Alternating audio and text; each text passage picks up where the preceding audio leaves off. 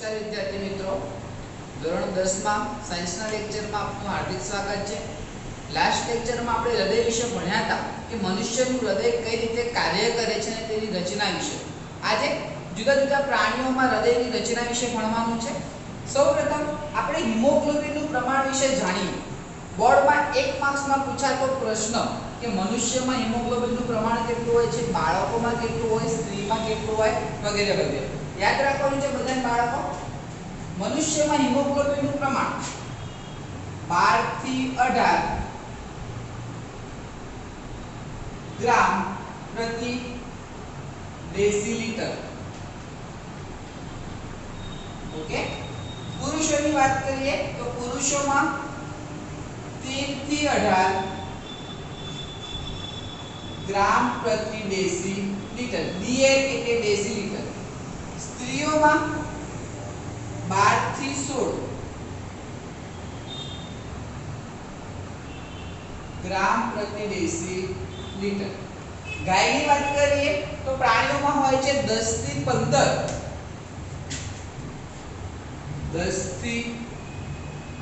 15 ગ્રામ પ્રતિ ડેસીલીટર।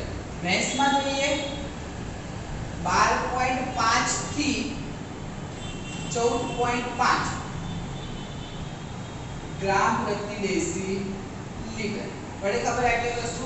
હવે બાળકોમાં હિમોગ્લોબિનનું પ્રમાણ કેટલું હોય તો બાળકોની એજ આપણે જોઈએ 3 માસથી એટલે કે 3 મહિનાથી 12 વર્ષ સુધીના બાળકો તેમનામાં હિમોગ્લોબિનનું પ્રમાણ હોય છે 11 ± 1.5 ગ્રામ પ્રતિ ડેસીલીટર। આનો મતલબ સમજો 11 + 1.5 એટલે કે 12.5 પણ હોઈ શકે, 11 - 1.5 એટલે કે 9.5 પણ હોઈ શકે। પડે ખબર? તો આ થઈ ગઈ હિમોગ્લોબિનના પ્રમાણ। નેક્સ્ટ ટોપિક છે રુધિર।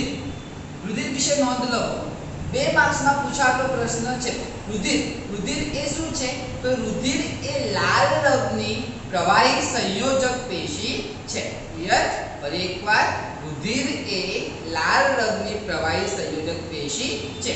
હવે જે રુધિર રસ છે એ રુધિર રસમાં 3 વસ્તુઓ આવેલી હોય છે: રક્તકણ, શ્વેતકણ અને ત્રાકકણ। કઈ વસ્તુ આવેલી હોય છે? રક્તકણ, શ્વેતકણ અને ત્રાકકણ। અહીં આપણે જોઈએ રુધિર એ લાલ રંગની પ્રવાહી સંયોજક પેશી છે। રુધિર રસમાં રક્તકણ, શ્વેતકણ અને ત્રાકકણ આવેલા હોય છે।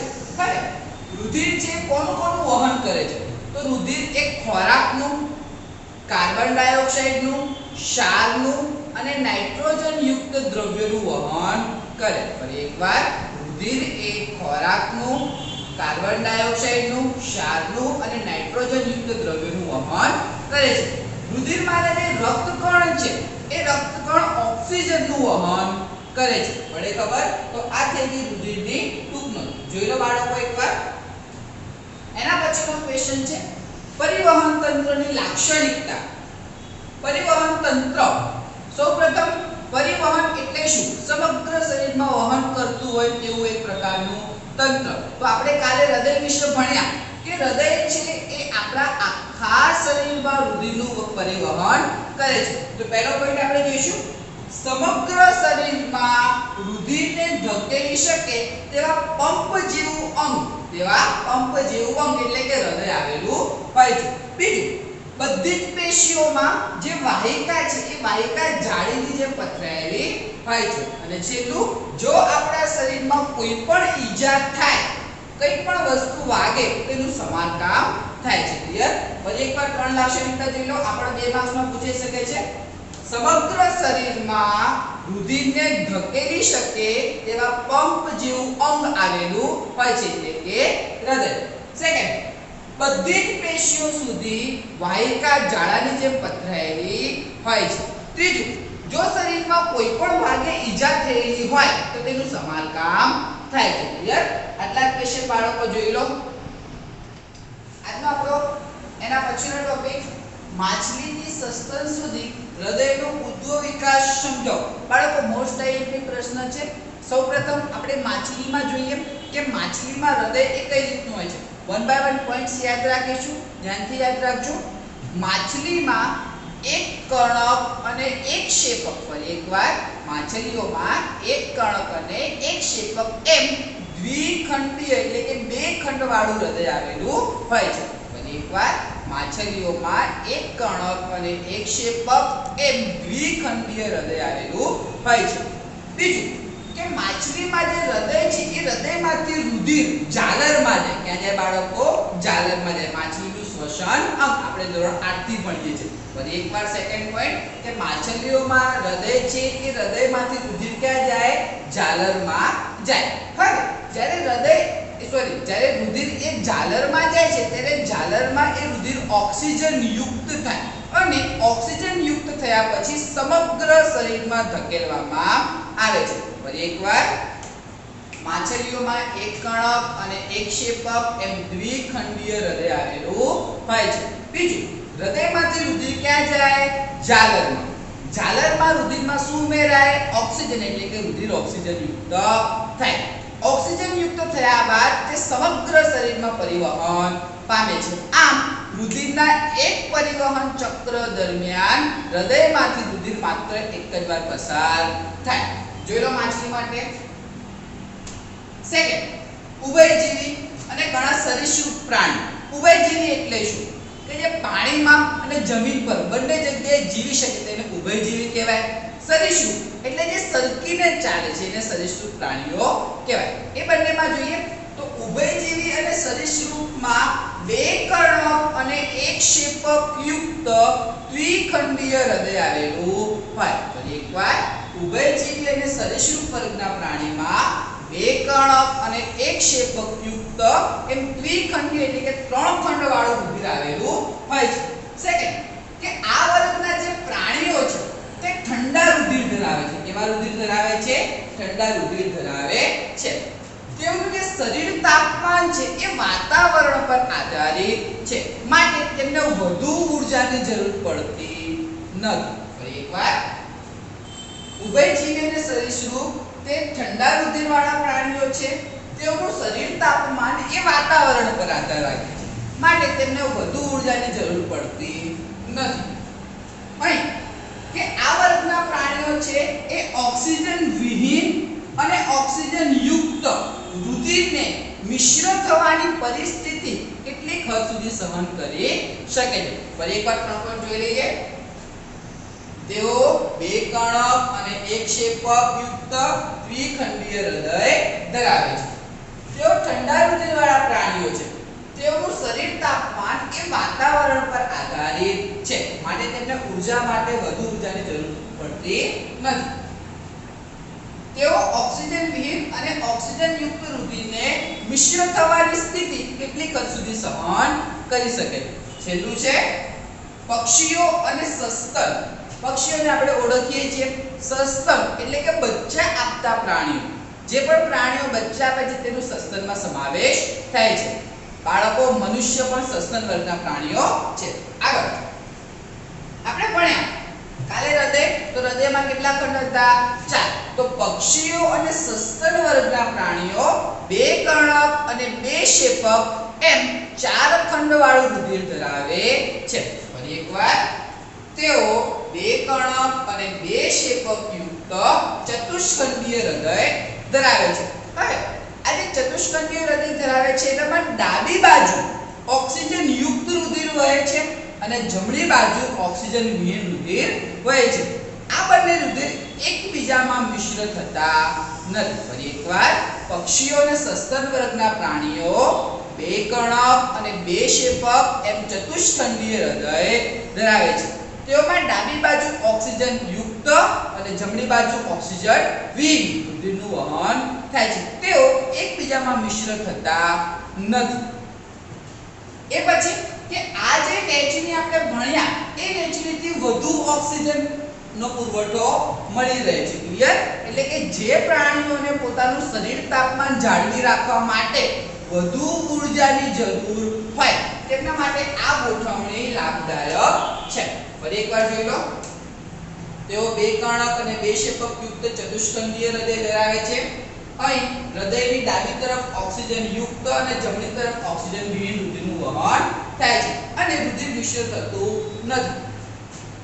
વહેંચણી શરીરને ઓક્સિજનનો વધુ પુરવઠો પૂરો પાડે છે અને છેલ્લું જે પ્રાણીઓને શરીર તાપમાન જાળવી રાખવા માટે વધુ ઊર્જાની જરૂરિયાત હોય તેઓ માટે આ ગોઠવણ લાભદાયક છે. બરાબર બાળકો ખબર એકવાર જોઈ લો. એક ટોપિક આપણો બાકી છે અત્યારે ભણીએ પહેલા બોર્ડ ઉપર નજર કરી લો. આજનો આપણો છેલ્લો ટોપિક છે રુધિર વાહિની એટલે શું તેના પ્રકાર વિશે જણાવો અને સમજાવો. આઈએમપી ટોપિક છે બાળકોને, ઈઝી ટોપિક છે. સૌથી પહેલા રુધિર વાહિનીની વ્યાખ્યા આપણે ભણીએ. સમજો હૃદયથી વિવિધ અંગો તરફ અને વિવિધ અંગોથી હૃદય તરફ.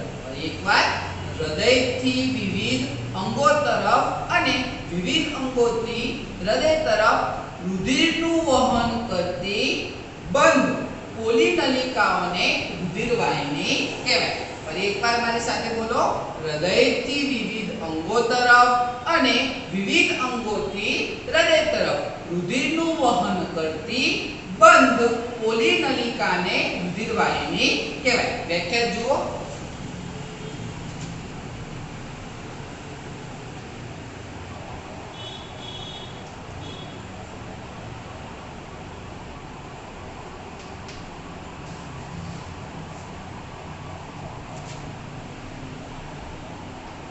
હૃદયથી વિવિધ અંગો તરફ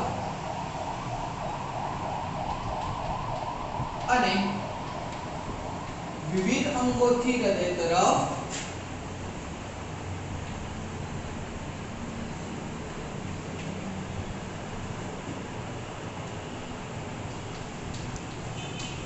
રુધિરનું વહન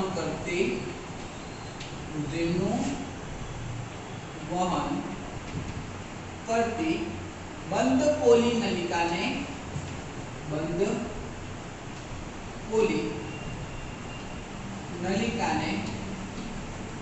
રુધિર વાહિની કહેવાય. રુધિર વાહિનીના પ્રકાર જોઈએ તો રુધિર વાહિનીના કુલ 3 પ્રકાર છે. લખીશું અહીંયા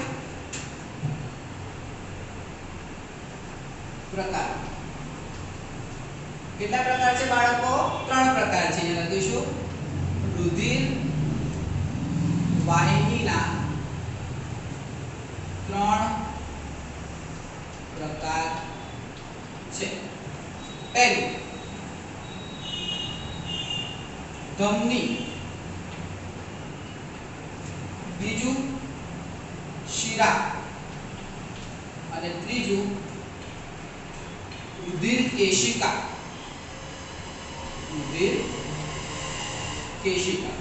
પહેલું આપણે જોઈએ ધમની. ધમની વિશે સમજો બાળકો. અહીંયા 1 નંબર ધમની.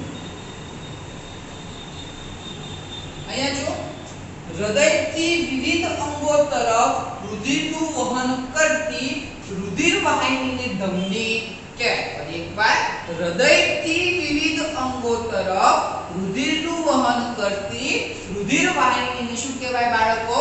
ધમની. એને લખીશું હૃદયથી વિવિધ અંગો તરફ રુધિરનું વહન કરતી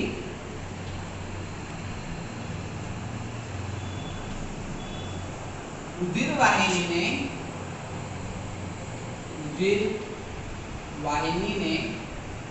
ધમની કહેવાય. સેકન્ડ કે અહીં રુધિર છે એ વધુ દબાણે પસાર થાય છે માટે ધમનીની દીવાલ જાડી અને સ્થિતિસ્થાપક હોય. ફરી એકવાર અહીં વધુ દબાણે રુધિર પસાર થાય છે માટે ધમનીની દીવાલ કેવી હોય? જાડી અને સ્થિતિસ્થાપક હોય છે. એ લખીશું ધમનીમાં થી વધુ દબાણે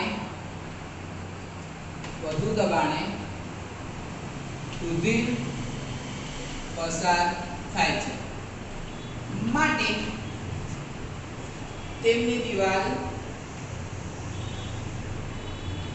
જાડી અને સ્થિતિસ્થાપક હોય છે.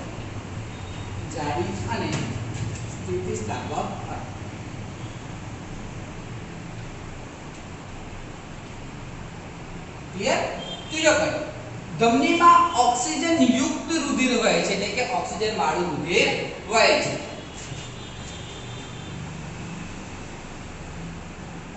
ધમનીમાં ઓક્સિજન યુક્ત રુધિર વહે છે. અપવાદ છે ફુફ્ફુસીય ધમની. અપવાદ છે ફુફ્ફુસીય ધમની. ફુફ્ફુસ ધમની તેમાં ઓક્સિજન વિહીન રુધિર વહે. ઓક્સિજન વિહીન રુધિર વહે. જોઈ લો બાળકો આટલું. પછી આપણે શિરા વિશે ભણીએ. અહીં છેલ્લો પોઈન્ટ છે કે ધમની એ રુધિર કેશિકામાં અંત પામે છે. રુધિર કેશિકામાં અંત પામે છે. બાળકો આ બાજુ આવીશું આપણે શિરા. આ બાજુ બાળકો સેકન્ડ શિરા.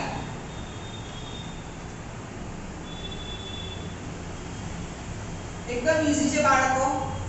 આ વસ્તુ તમારે તમારી જાતે લખવાની છે. ખાલી સમજી લો શિરાઓ વિશે. ધમનીનું વિરુદ્ધ તો બાળકો આપણે ધમનીમાં ભણ્યા હતા કે હૃદયથી વિવિધ અંગો તરફ રુધિરનું વહન કરે છે. તો શિરાઓ શું કરે છે? વિવિધ અંગોથી હૃદય તરફ રુધિરનું વહન કરે છે. ક્લિયર? લખાવી દઉં છું, ધ્યાનથી જુઓ. અહીંયા પહેલા શિરાની વ્યાખ્યા. વિવિધ અંગોથી હૃદય તરફ રુધિરનું વહન કરતી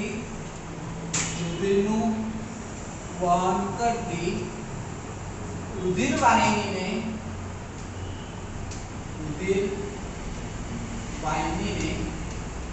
શિરા કહેવાય. બરાબર બાળકો? ખબર? સેકન્ડ, શિરામાં રુધિર નીચા દબાણે પસાર થાય છે, માટે શિરાની દિવાલ પાતળી અને ઓછી સ્થિતિસ્થાપક હોય છે. અહીં જોઈએ, અહીં રુધિર નીચા દબાણે પસાર થાય છે. નીચા દબાણે પસાર થાય છે માટે તેઓની દિવાલ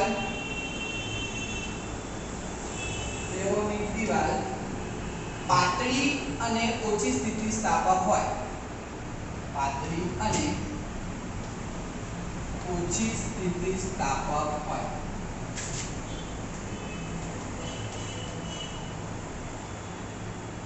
બરાબર બાળકો?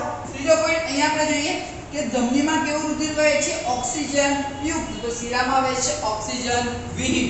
પહેલા લખીશું શિરામાં ઓક્સિજન વિહીન રુધિર વહે છે. અહીંયા અપવાદ છે. ફુફ્ફુસીય શિરામાં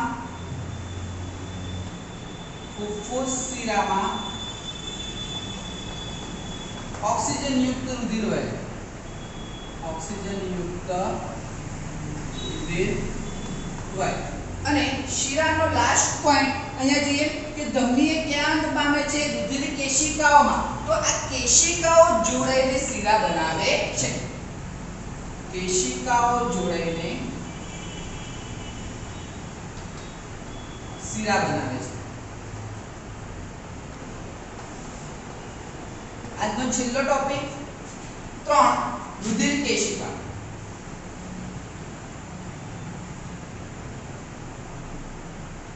આની માત્ર આપણે વ્યાખ્યા યાદ રાખવાની છે. રુધિર કેશિકાઓ કે આ જે ધમની છે ક્યાં અંત પામે બાળકો? આપણે અહીંયા જોયું રુધિર કેશિકામાં અંત પામે છે. હવે અહીં ધમનીઓ વિવિધ અંગો સુધી પહોંચીને નાની નાની નલિકાઓમાં વિભાજન પામે છે, જેને રુધિર કેશિકા કહેવાય. તો વ્યાખ્યા યાદ છે બધાને. ધમનીઓ વિવિધ અંગો સુધી પહોંચી નાની નાની નલિકામાં વિભાજન પામે છે, જેને રુધિર કેશિકા કહેવાય. ધમનીઓ વિવિધ અંગો સુધી પહોંચી નાની નાની નલિકામાં વિભાજન પામે છે. નાની નાની નલિકામાં વિભાજન પામે છે, જેને રુધિર કેશિકાઓ કહેવાય. રુધિર કેશિકાઓ છે એક કોષીય જાડાઈ ધરાવે છે. તેઓ એક કોષીય જાડાઈ ધરાવે છે. બાળકો ધ્યાનથી જોયેલા આજનો ટોપિક. આજના ચલાવેલા પ્રશ્નો